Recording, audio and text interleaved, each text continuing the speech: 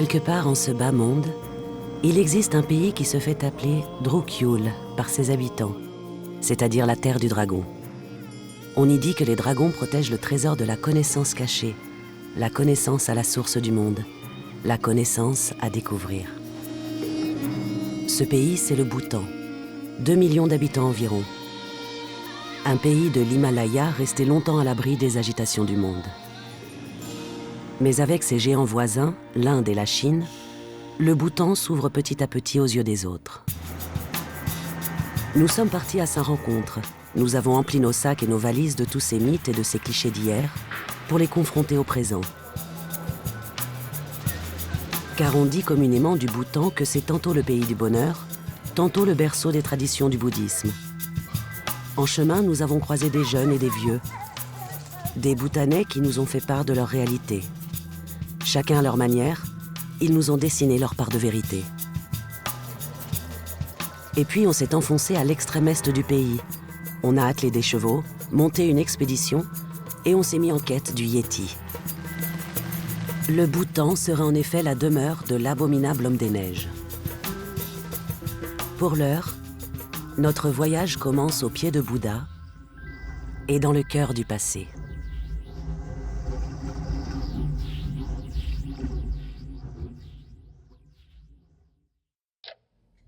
Depuis plus d'un siècle, le petit royaume du Bhoutan est dirigé par la famille royale des Wangchuk. On trône, on se marie, on s'assure une descendance et des vassaux toujours prêts à se prosterner.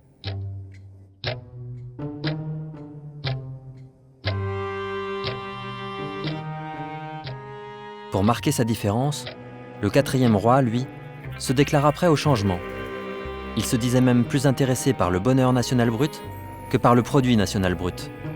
À tel point qu'en 2008, le royaume s'est transformé en démocratie parlementaire. Pour marquer son ouverture au monde, le 5e roi s'est marié à une roturière. On a organisé des élections et Jigme Tinley est devenu Premier ministre du pays. Il a fait ses classes comme ministre du bonheur. Voilà ce qu'il disait à l'époque. Le peuple veut le changement quand il n'est pas heureux avec le présent.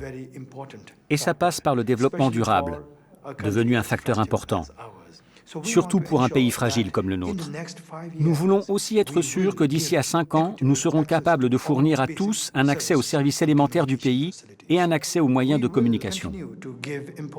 Ensuite, nous continuerons à donner de l'importance à la protection de notre équilibre écologique, à notre environnement. Puis, nous préserverons la diversité et la richesse de notre culture. Et enfin, le 4e pilier de notre politique est probablement le plus important, la bonne gouvernance. Un gouvernement juste, responsable et transparent. Un roi qui donne des orientations, un premier ministre qui exécute, Bouddha pour maître d'œuvre, afin de construire une économie basée sur des valeurs spirituelles. Le Bhoutan est donc le pays où on instaura le bonheur national brut. Le BNB en français, GNH en anglais. Au Bhoutan, en tout cas, on aime les acronymes. On y fait travailler les Indiens aussi, pendant que les Japonais se font prendre en photo. En bas de la butte, Thimphu, la capitale. Une petite ville d'à peine 100 000 habitants, qui s'agrandit. Ça agrandit pourtant. Mais ils sont où les Bhoutanais? Il est où leur bonheur? Le chef de l'ordre nous a donné la marche à suivre. Ok, le bonheur à l'occidental nous avait précédés. Les 4x4 et les jambes des magazines étaient déjà en ville. Mais pour mesurer l'indice du bonheur à notre manière, on s'est dit que c'était facile. Qu'il suffisait de s'entretenir avec les sourires qu'on rencontrerait en route. Et c'est au pied du plus grand chorten du pays, érigé en souvenir du 3e roi, que le premier nous est parvenu. Mon esprit est heureux quand il est baigné de paix et de sérénité. À ce moment-là, j'ai l'impression de toucher au bonheur.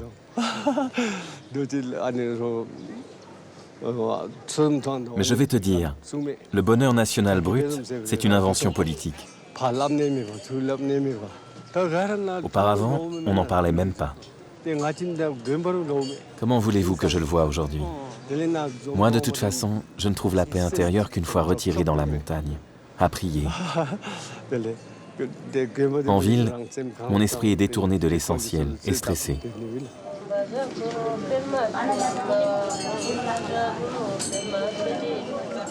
Moi, je ne suis pas d'accord. Je suis heureux là-bas. Heureux ici. La ville est agréable et paisible. Le pays se développe. Le gouvernement fait tout pour nous rendre heureux. Quand il n'y a pas d'eau, il nous en fournit. Quand on est malade, il fait en sorte qu'on ait accès aux soins. Il fait tout pour qu'on soit heureux. Moi, je suis très reconnaissant envers Sa Majesté le Roi et envers le gouvernement en place. Avec ou sans gouvernement, les vieux priaient pour que l'avenir soit heureux. Les jeunes, eux, jouaient au golf derrière des barbelés.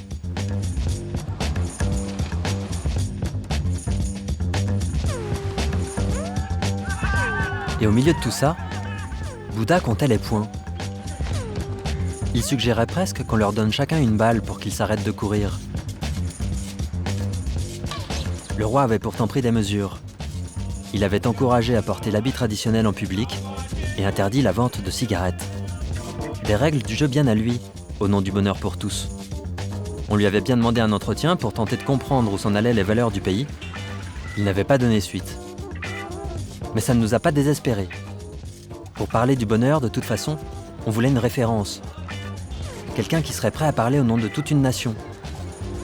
Et c'est comme ça qu'on s'est retrouvé chez Monsieur Bhoutan, l'homme le plus baraqué du pays.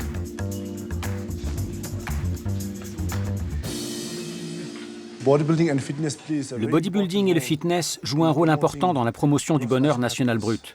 Si tu n'es pas fort et en bonne santé, tu ne peux pas être heureux. Nous aidons les gens à faire des exercices, à manger équilibré, à boire assez d'eau, à bien dormir. Je vis en ville, mais je suis heureux avec ma famille, mon business, ma vie, avec ma passion qui est le bodybuilding. Je suis heureux, je fais ce qui me plaît.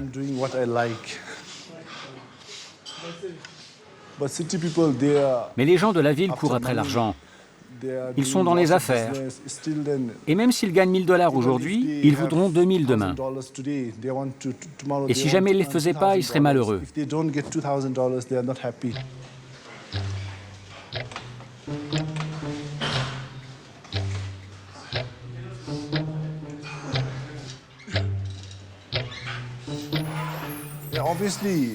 Naturellement, avec les années, tout change.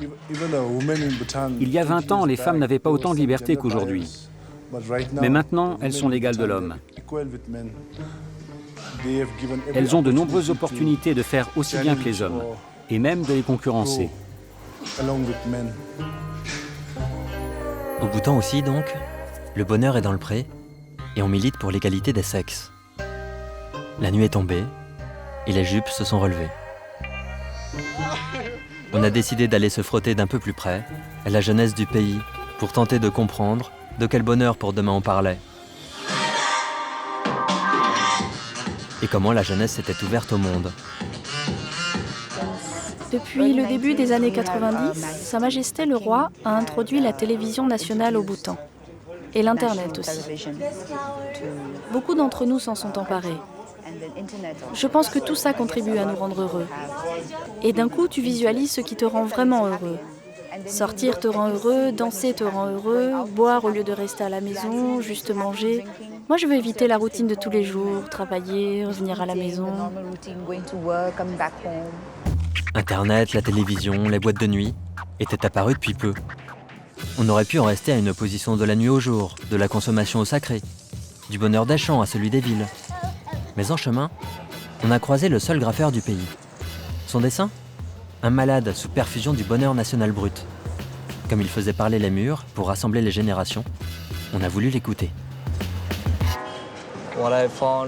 Pour moi, le bonheur, c'est vivre le moment présent, de vivre maintenant. Je me moque du passé. Ce qui est fait est fait. Et le futur n'a pas d'importance. Donc vraiment, ce que j'aime, c'est laisser s'exprimer ici et maintenant mes idées créatives. Si ton esprit est sombre et contrarié, l'argent ne pourra jamais acheter ton bonheur. L'argent peut amener le confort, mais d'une certaine manière, il ne rend pas heureux. Oh, c'est très beau ce que tu fais, j'aime beaucoup. Les Bhoutanais deviennent de plus en plus matérialistes. Il y en a même qui décident de vendre leurs terres pour s'acheter une voiture en pensant que ça les rendra heureux. Mais ils ne se rendent même plus compte qu'ils ne mangent plus aussi bien. Ce qui compte, c'est leur voiture.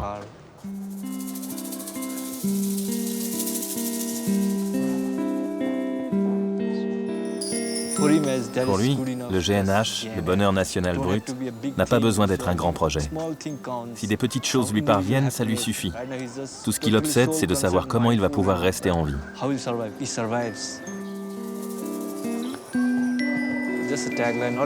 Ici, je n'ai pas fait un graphe, juste un tag qui dit « Sois toi-même » et qui résume ce que je pense. Pourquoi copier les autres? Tout a déjà été fait, donc allez, sors de toi-même.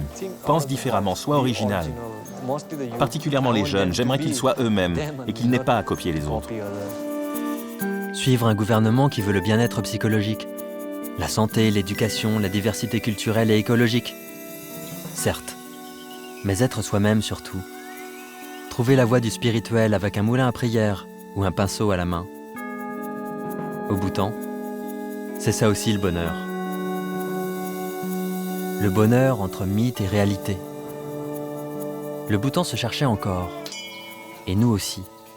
On s'est alors enfoncé vers l'est, en direction de Chandana, en quête d'autres mythes. L'est, ces monts enneigés, ces vallées tranquilles, ces moulins à prière, ces chapelets qu'on égrène. La vie coule ici paisiblement. Mais à y regarder de plus près, et il ne suffit pas d'avoir les idées mal placées, des phallus s'érigent à l'entrée des habitations. Des gros phallus aux boules poilues ou entourés d'un dragon, gonflés ou à fleur de peau, souvent au garde à vous. On s'est presque inquiété pour l'avenir du Bhoutan, pour la sexualité de la population.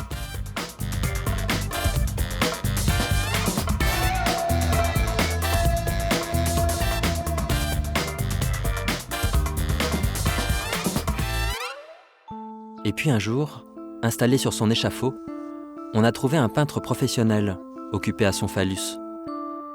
Il était entouré d'enfants. Et son discours nous a d'abord choqués. Vous voyez les enfants, c'est avec ça qu'on fait des bébés.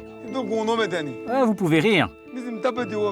Vous verrez plus tard que ça pourra vous être utile de savoir comment ça marche. Ici, pendant qu'ils ont des phallus dans la tête, ils ne pensent pas à se battre ou à faire la guerre. Peindre des phallus, ce n'est pas qu'une question de provocation, c'est aussi pour éloigner du mauvais œil et assurer la prospérité et la fertilité de la famille. N'est-ce pas les enfants?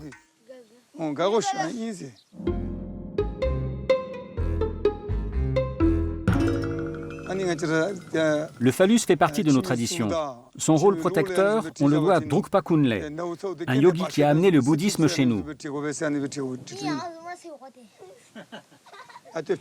Pour comprendre, tu devras suivre la flèche qui mène à Chandana. Après quoi seulement, tu pourras revenir me voir. Au début, on n'a pas compris. Et puis on s'est plongé dans la vieille croyance du bouddhisme tantrique. Et en effet, au XVe siècle, vivait au Tibet un yogi appelé Drukpa Kunle. Une nuit, une femme vêtue de feu vint lui parler en rêve. Tu vas tirer une flèche, et là où elle tombera, tu étendras la parole de Bouddha. Un soir, Drukpa Kunle s'arrêta dans une grotte et tomba nez à nez avec un démon. Pour le subjuguer, il lui exhiba son pénis, dur comme fer.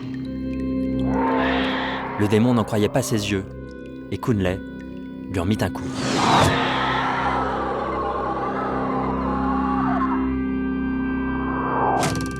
Un peu plus loin, Kunle retrouva sa flèche plantée dans l'échelle en bois d'une maison. Il était arrivé au Bhoutan, le bouddhisme en poche, et son phallus encore en érection dans le pantalon. À peine arrivé, il s'envoya en l'air avec la propriétaire. Le mari, furieux, voulut lui donner un coup de couteau. Mais Drukpa Kunle s'en saisit et en fit un nœud. Stupéfaits, mari et femme se convertirent au bouddhisme. On a retrouvé les descendants de Drukpa Kunle, un frère et une sœur. Lui occupé à prier, elle peut-être à l'attendre.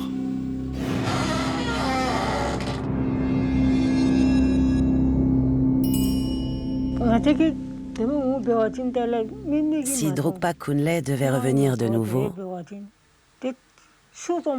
je ne sais pas vraiment si j'accepterais de coucher avec lui. Les temps ont changé. Les maîtres d'aujourd'hui ont des pratiques différentes. Ce que je sais, c'est qu'aujourd'hui, si vous venez nous voir, c'est parce qu'il est passé par ici. Beaucoup de gens viennent en pèlerinage, souvent accompagnés d'enfants malades pour qu'ils guérissent. Il y a eu des miracles.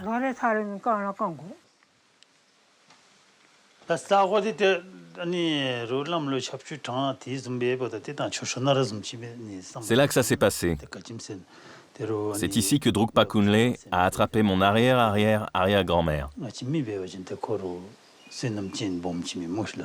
La famille a été très chanceuse.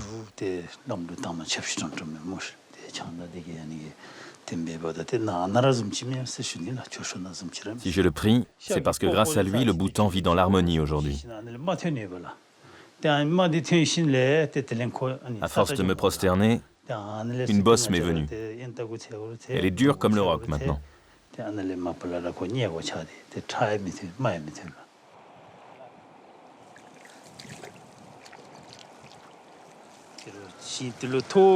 Tu vois, grâce à mes prières pour Drukpa Kunle, mon riz reste bien droit et la tête bien en l'air.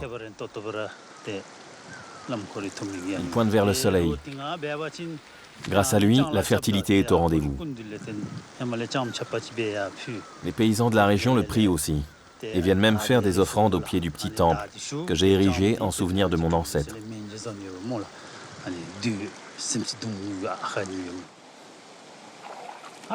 Mais moi, je ne suis pas comme Drukpa Kunle. D'ailleurs, je n'ai pas d'enfants. Les enfants, c'est source de problèmes et preuve d'égoïsme. J'ai des amis qui en ont, mais certains se sont séparés de leur première femme et ils doivent payer les pensions alimentaires maintenant. J'en ai d'autres qui n'assument pas d'avoir des bouches à nourrir. Moi, j'ai 49 ans. Il est trop tard de toute façon. Et c'est comme ça. Je fais mon choix.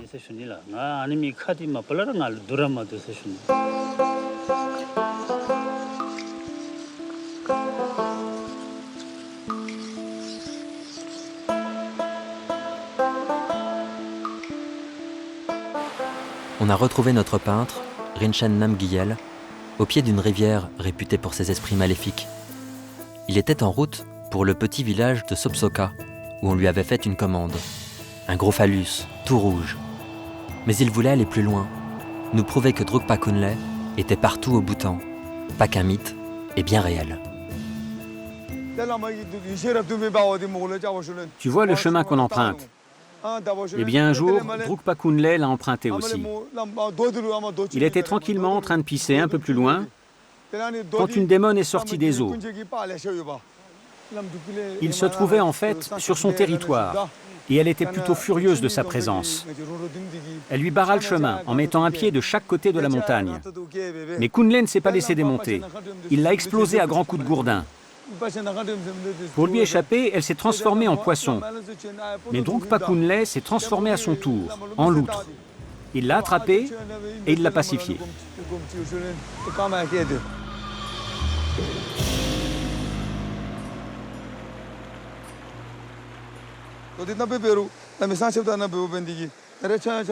Tu vois, ça c'est la preuve de la présence de Drukpa Kunle. À l'origine, le rocher était tout noir. On voit bien la trace de son urine magique. Il a laissé un peu partout sur le chemin des preuves de son passage. Moi, je crois en cette histoire. Il n'y a pas de doute. Il a bien existé.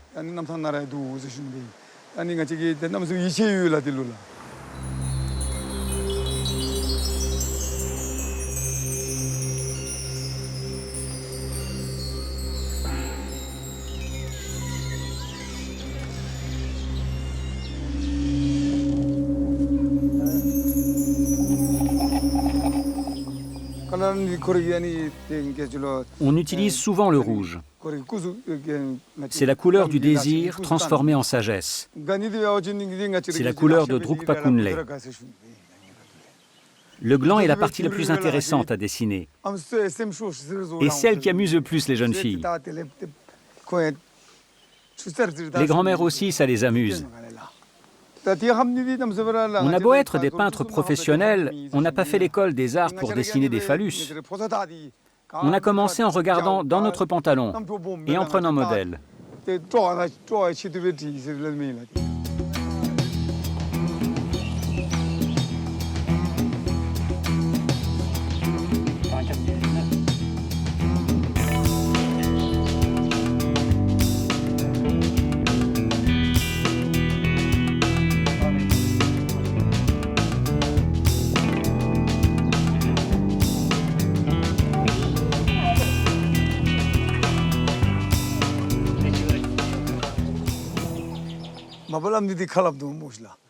J'ai entendu dire qu'en Occident, vous n'aviez pas honte de parler de sexe.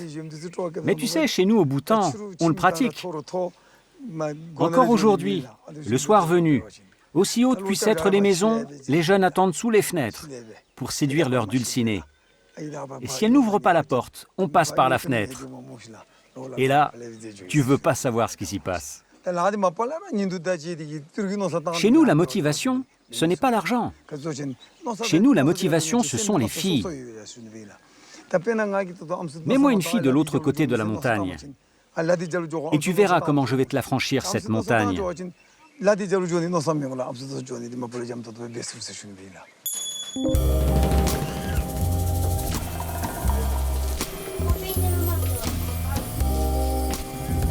Le phallus tout rouge était terminé.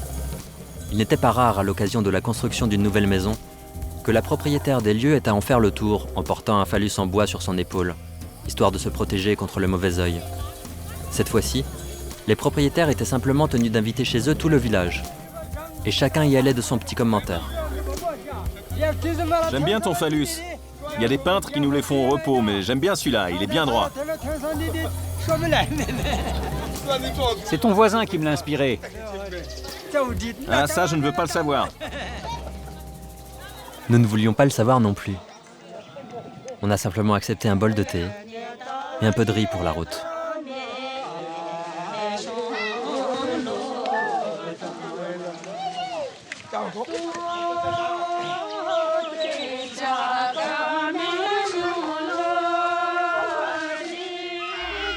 Et puis on les a laissés danser et on a repris notre voyage un peu plus à l'est et à plus de 3000 mètres d'altitude, en direction du col de Dodchula.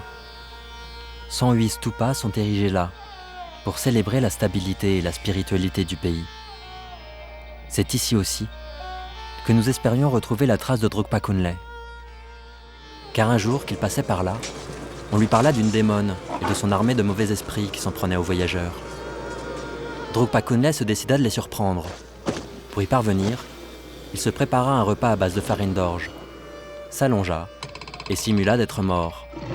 La démone se pencha au-dessus de Kunle. Le fou divin s'en saisit et lui brisa le cou. Il alla l'enterrer en haut d'une colline. Et en son souvenir, on dressa un stupa noir. Et puis on érigea le monastère de Chimelakang. C'est ici qu'on vient des 4 coins du Bhoutan, mais aussi des États-Unis, du Japon, de Chine, pour prier Drukpa Kunle. Les pèlerins affluent par milliers tous les ans. Les phallus sur les murs laissent place ici à l'espoir d'avoir un enfant. On fait tourner les moulins à prière, et puis on entre dans une salle obscure et on se laisse pénétrer par la foi.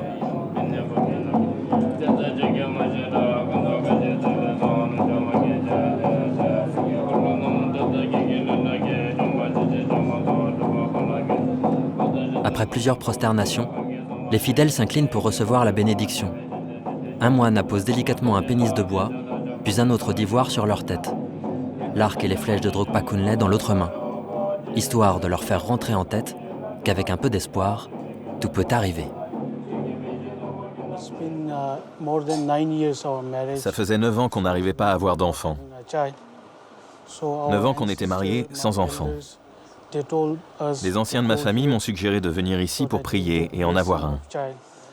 Il y a un peu plus d'1 an, on est venu avec ma femme et l'année dernière, l'heureux événement est arrivé.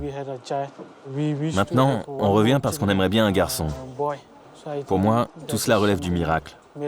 Je dois beaucoup à Drukpa Kunle.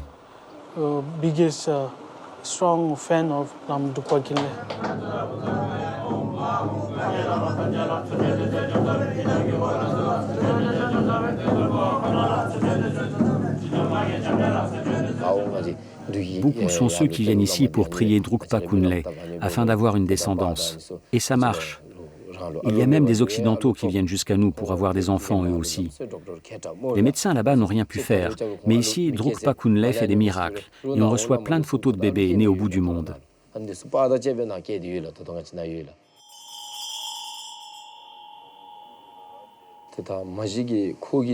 En apparence, Drukpa Kunle ressemble à un yogi fou, un peu provocateur, à l'activité sexuelle débordante. Mais en réalité, c'est quelqu'un qui a atteint la compréhension ultime de ce qu'est l'accession au vide intérieur. Le vide intérieur permet d'accéder à l'éveil et de comprendre quelle est notre nature profonde. Drukpa Kunle ne fait que nous guider à sa manière vers cet état de conscience.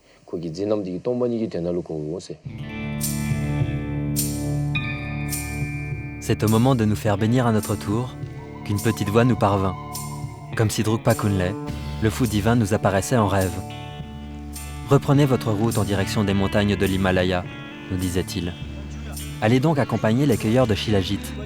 Vous verrez, le sexe n'est pas qu'une histoire de peinture sur des murs. Ce n'est pas qu'une légende. » Tu vois, là-bas, on a des chances d'en trouver. Tu vois le rocher là-bas ? C'est là qu'on va aller. Bon, allez, c'est parti. On est tombé sur 2 hommes prêts à traverser le pays et à s'affranchir des falaises. Eux, ils sont capables de mettre leur vie en péril pour du Shilajit, un produit aphrodisiaque très convoité. Ici, on fait le mur sans pinceau, mais avec un sac à dos, un marteau et un pic. Et celui qui grimpe prend soin d'enlever ses chaussures. Shilajit, ça veut dire le miel qui suinte des rochers.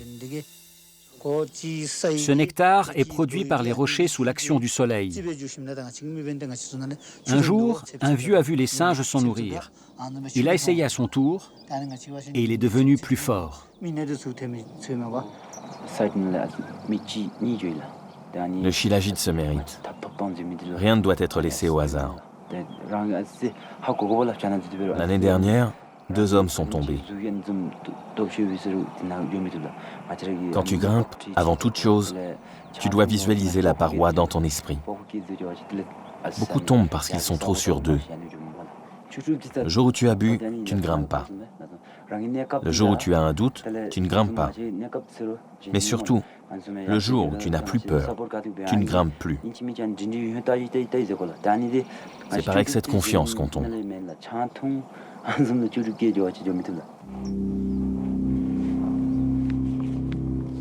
Une offrande pour le gouffre, une prière pour la route, une falaise qui mène au ciel, une vie contre quelques milliers de roupies, un peu de Shilajit pour mieux s'envoyer en l'air.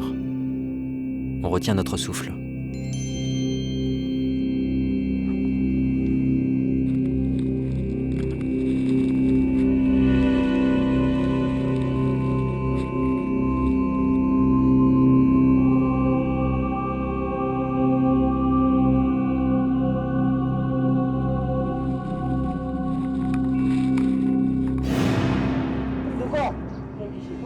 Moi, tu me dis quand je t'envoie les outils. Fais gaffe qu'il n'y ait pas de singes. Sinon, ils vont te piquer le Shilajit avant que tu arrives.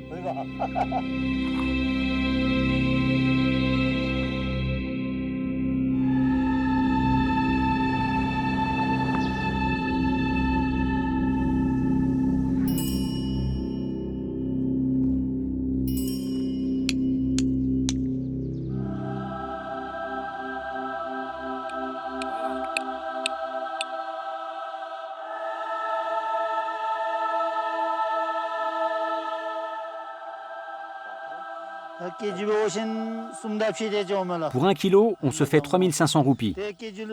C'est pas si mal. On nous délivre une autorisation spéciale et on a un contrat avec l'hôpital du coin. Le surplus, on le vend sous le manteau à destination de l'Inde et de la Chine. Mais c'est un produit un peu particulier. Ça sent la pisse de chat et ça a un goût assez amer. Mais c'est vraiment très efficace.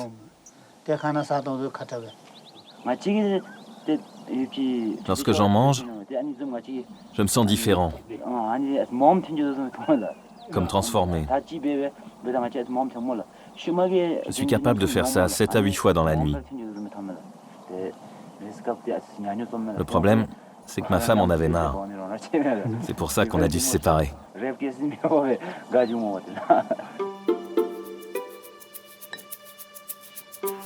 Maintenant, c'est assez simple. 2 œufs, un verre de lait, un peu de shilajit. Commencez par couper le shilajit en fins morceaux. Versez délicatement le lait. Ajoutez les œufs et mélangez énergiquement le tout. Voilà, c'est prêt. Ensuite, on ne sait plus très bien qui du peintre, du cueilleur de shilajit ou de Drungpa Kunle s'est emparé du verre. Ce qui est sûr, c'est qu'on s'est réveillé au pied de Bouddha, à la capitale. Car c'est là qu'on nous a dit que nous pourrions retrouver la preuve de l'existence du plus gros mythe du pays, le Yéti. Depuis la nuit des temps, on dit qu'il vivrait au Bhoutan. Dans leur langue, les Bhoutanais l'appellent le Migue.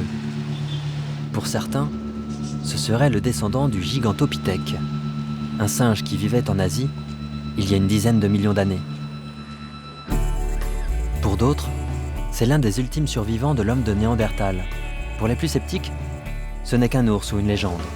Notre enquête commence à la Bibliothèque nationale. Un vieil écrit nous donne à y regarder de plus près. Plus loin encore, au ministère des Parcs et Forêts, on découvre même des moulages d'empreintes, particulièrement troublantes. Ce que vous voyez là, ce sont des empreintes de Yéti qui ont été conservées ici depuis 1993. Personnellement, je crois au Yéti, parce que vous savez, c'est comme Dieu. Ce n'est pas parce qu'on ne l'a pas vu qu'il n'existe pas. Parfois, quand je suis seul dans la forêt, et parce que depuis tout petit, on nous raconte beaucoup d'histoires, eh bien j'ai peur de devoir croiser le Yéti. Au fond de mon cœur, en tout cas, il est vraiment présent. Mais tu devrais aller là où ont été trouvées ces empreintes, du côté de Merak et Sakteng, pour y voir par toi-même, vérifier si le Yéti existe.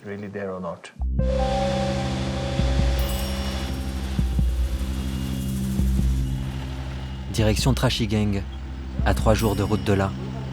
Porte d'entrée vers un monde de mystères et de légendes. Là-bas, le bitume s'arrête. Il faudra dorénavant poursuivre à pied. Mais avant de partir en expédition, on décide de s'en remettre à Dasho Jangpei, l'un des plus grands spécialistes du pays en matière de Yéti. Comme chaque matin, pour calmer les ardeurs des esprits, il fait une offrande de fumée composée d'herbes aromatiques et de genévrier. Sage qu'en t'intéressant comme moi au Yéti, dorénavant, chaque fois que tu entreras dans une forêt profonde, la première chose à laquelle tu penseras, ce sera au Yéti. Le Yéti est 2 fois plus grand qu'un être humain. Il a une longue fourrure. Les anciens lui donnent la tête d'un singe. Tu peux le repérer à l'odeur depuis très loin. Et dans son dos, il y a une poche. Si tu venais te faire attraper par le Yéti, il te mettrait dans sa poche afin de mieux te transporter. On raconte qu'une fois, il y a longtemps, un homme alla seul dans la forêt pour couper des bambous. Et il tomba face à face avec un Yéti, une femelle.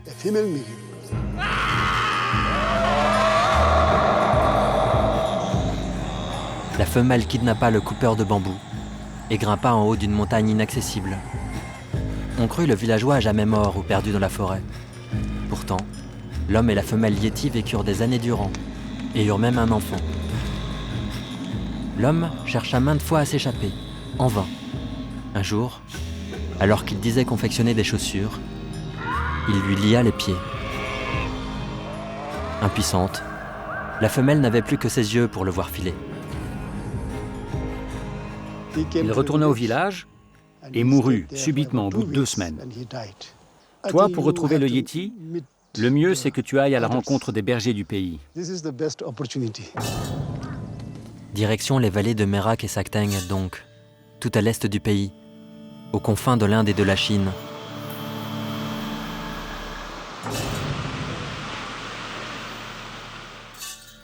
Ici, les Occidentaux étaient interdits d'entrer il y a encore à peine quelques années. De quoi nourrir les fantasmes. Dans tous les cas, on ne joue pas avec l'inconnu. On décide alors de monter une véritable expédition. Et armé d'une quinzaine de chevaux, et d'autant de caravaniers, de cuisiniers et de guides, on va aller par-delà des montagnes méconnues, à la rencontre des Drogpa, les habitants de la région, pour qu'ils nous mettent sur la piste du Yéti. 10 jours d'une marche épuisante et harassante nous attendent. Les vaches regardent ici passer les caravanes. Et à chaque col, nous prions les esprits de la route pour qu'ils nous accompagnent. Nous sommes à l'affût du moindre bruit, de la moindre empreinte, de la moindre silhouette. En tête de convoi, Kandou Gyalpo, qui avait entendu parler de nous avant qu'on arrive. Sa présence parmi nous ne relevait pas complètement du hasard.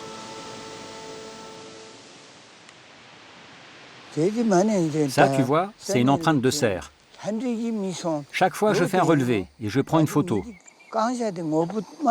Le roi m'a désigné. Je suis à son service depuis 20 ans pour ramener des preuves de l'existence du Yéti. Mais une fois seulement, j'ai trouvé quelque chose. Il y a 3 ans, je suis tombé sur une empreinte de Yéti. Elle ressemblait à ça. 30 cm de long exactement. 4 doigts seulement, dont un gros pouce. J'estime sa taille à 3 mètres de haut environ.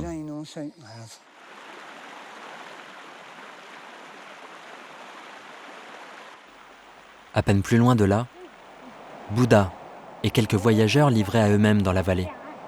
Ils s'en remettaient à un bien étrange rocher.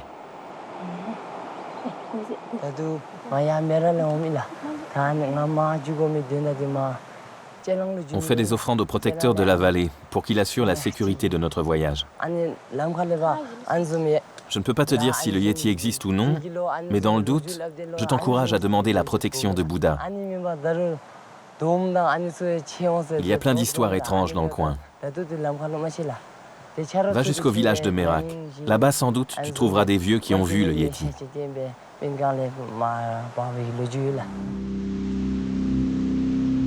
On nous parlait toujours d'un vieux qu'il avait croisé par ici, d'un autre qu'il avait attrapé par là. Mais nous, on ne voyait rien. Et dans le doute, on continuait d'avancer. Avec la nuit, les histoires au coin de la poêle à frire n'avaient pas vocation à nous rassurer.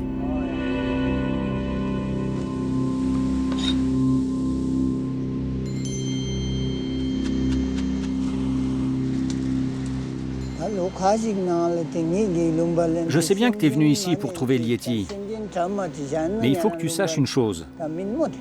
À chaque fois qu'on l'approche, il se sauve. Dans ma vie, j'ai croisé des tonnes d'animaux sauvages. Des pandas rouges, des tigres, des ours. Tu ne peux pas imaginer la diversité de nos forêts. Certains disent que le Yéti est invisible à l'œil humain, qu'il s'agit d'une semi-divinité. Moi, je ne sais pas. Un jour, je faisais mon boulot comme tous les jours, mais ce jour-là était un peu particulier. J'entends du bruit. En moins de 2 secondes, je me retrouve nez à nez avec un ours. J'ai grimpé dans un arbre. J'ai cru que ma dernière heure était arrivée. Il m'a donné un coup de patte et m'a ouvert le bras. J'ai finalement réussi à m'en sortir. Mais on ne joue pas avec les animaux, et encore moins avec les esprits de la forêt.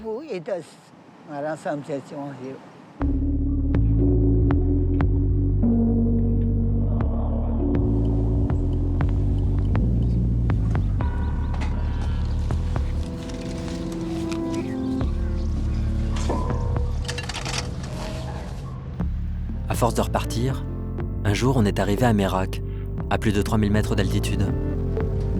Merak, un village coupé du monde, qui donne l'impression d'émerger des brumes du passé. Une étape attendue. Un accueil approximatif surtout.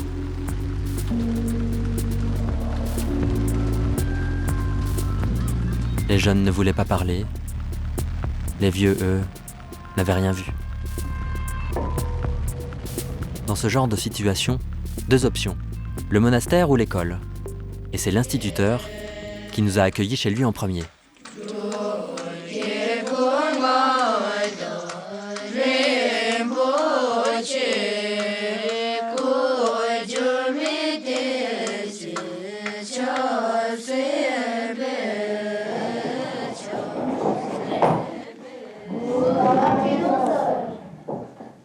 Good afternoon, sit down. Aujourd'hui, on va parler du Yéti. Est-ce que vous avez peur du Yéti? Qui est-ce qui y croit?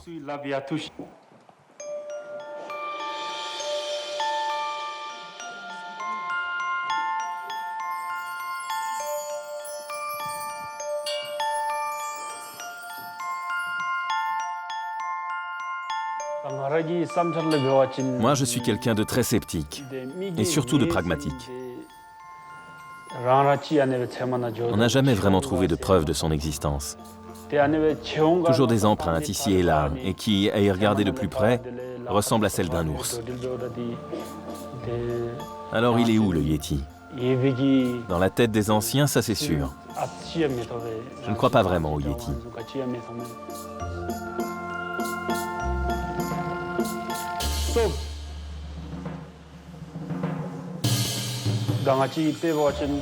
Pour moi, le Yéti est un moyen de faire peur aux enfants. Les nouvelles générations sont un peu plus ouvertes sur le monde. Et même si tous les enfants lèvent le doigt, ils ont moins peur du Yéti que les anciens.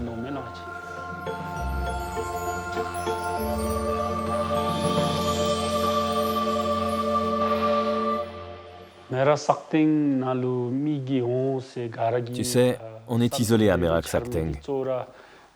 C'est facile de croire à l'impossible. Mais depuis que la vallée s'ouvre au monde extérieur, le Yéti vient à disparaître, comme par enchantement.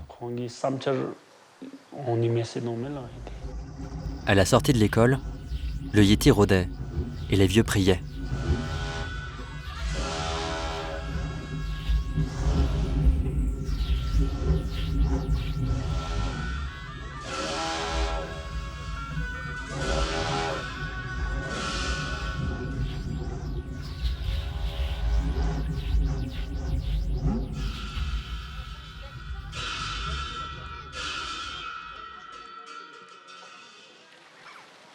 On a fini par se réfugier dans la première maison venue, au coin du poêle à bois et au pied de la baratte à beurre.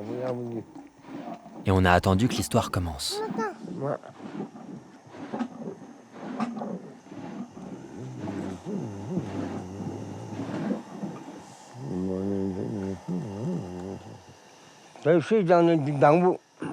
Un jour, du côté de Phuc Thong Panang, 2 frères s'occupent de leur troupeau. Le plus jeune doit rentrer au village pour faire une course. Et lorsqu'il revient au campement, il retrouve son frère couché au lit. Il lui demande alors de bien vouloir se réveiller pour partager son déjeuner avec lui. Mais l'autre lui répond qu'il ne bougera pas. Il est malade. Le jeune frère commence à avoir des doutes, car il a du mal à reconnaître le visage de son frère et commence à comprendre qu'il est habité par l'esprit du Yéti. Pour en avoir le cœur net, il dépose au coin du feu une baratte, remplie de 3 kilos de beurre. Une fois le beurre fondu, la baratte prend feu. Il la donne alors au Yéti, pour qu'il s'en charge. Le Yéti est pris de panique. Le jeune frère lui indique la direction de la crête de la montagne, où le vent commence à se lever. Le Yéti s'exécute et prend feu. Si tu vois un feu dans la montagne, méfie-toi. C'est pas forcément la chaleur d'un foyer qui t'attend.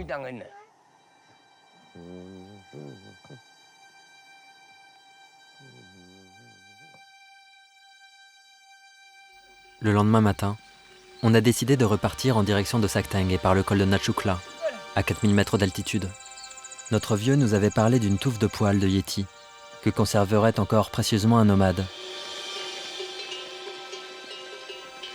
Mais Kandou Gyalpo, notre chasseur de Yéti assermenté par le roi, avait décidé au dernier moment de nous faire faux bond. Dans cette partie de la vallée, de nombreux éleveurs avaient été retrouvés morts, tués, dit-on, par le Yéti.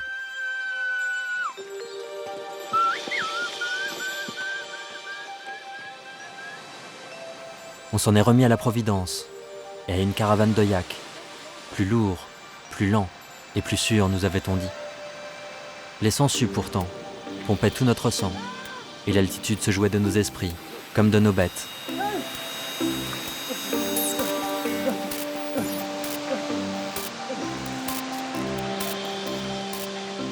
Notre expédition prenait dorénavant un goût un peu amer.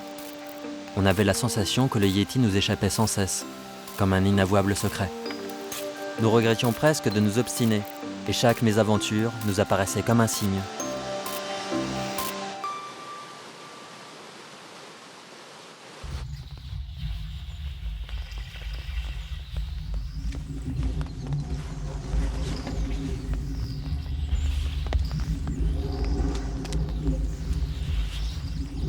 Peu après le col de Nachukla, on trouva pourtant nos premières empreintes. Nos guides ne savaient pas quoi en penser. 4 doigts pourtant, et 30 bons centimètres.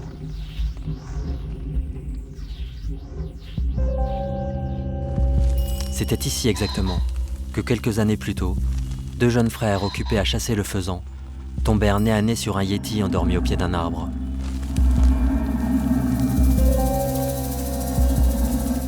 Le Yéti, dérangé dans sa sieste, voulut les attraper, mais le plus courageux des 2 frères lui décocha une flèche en plein cœur.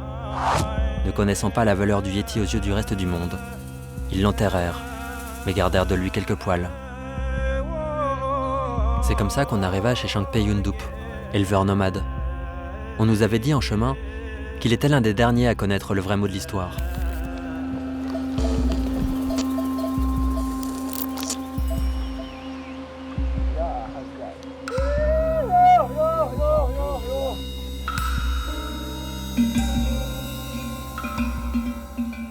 Un tabouret dans son dos, un seau, quelques yaks, l'heure de la traite. Le meilleur moment pour parler.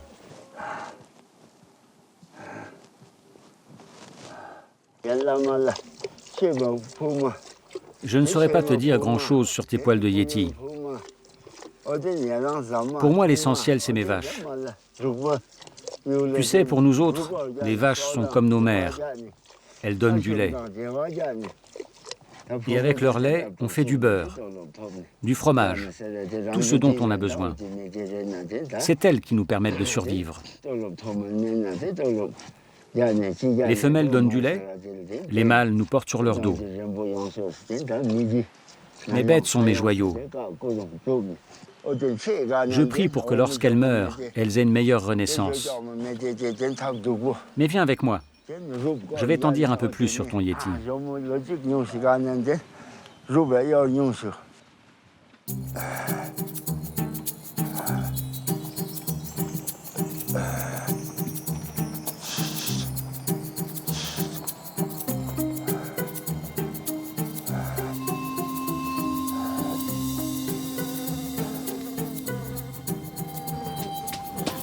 Certains disent que les bergers sont à tel point isolés dans la montagne qu'ils ont besoin de s'occuper l'esprit.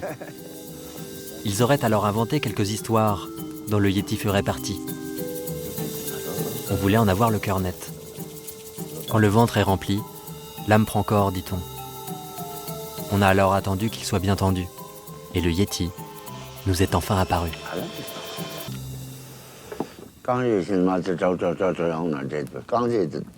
Un jour, j'avais 7 ou 8 ans. J'ai vu des empreintes d'un homme dans la neige. Je les ai suivies avant qu'elles ne disparaissent.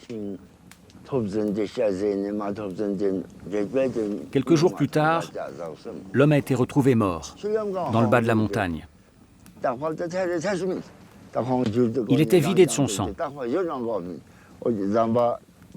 On a dit que c'était un coup du Yéti.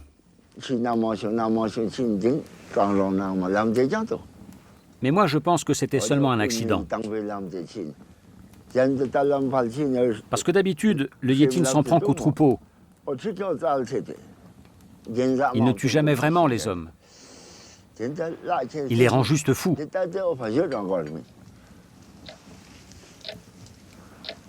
T'en penses quoi, toi? T'y crois, ces histoires de Yétis? Le rire malicieux de Chang Bae-yundup résonne dans la forêt. À nos yeux, l'épaisse végétation semble pourtant toujours aussi impénétrable. Un dernier nuage nous servira ce soir de couverture pour la nuit. Peut-être n'avons-nous pas assez cru au Yéti, pas assez prié Bouddha. Nous avions traversé le pays, mais nous étions toujours aussi incapables de discerner le mythe de la réalité. Le dernier soir, pourtant, nous ne savons plus très bien s'il s'agit d'un rêve ou d'un tour des esprits de la forêt, mais le Yéti nous est apparu une dernière fois.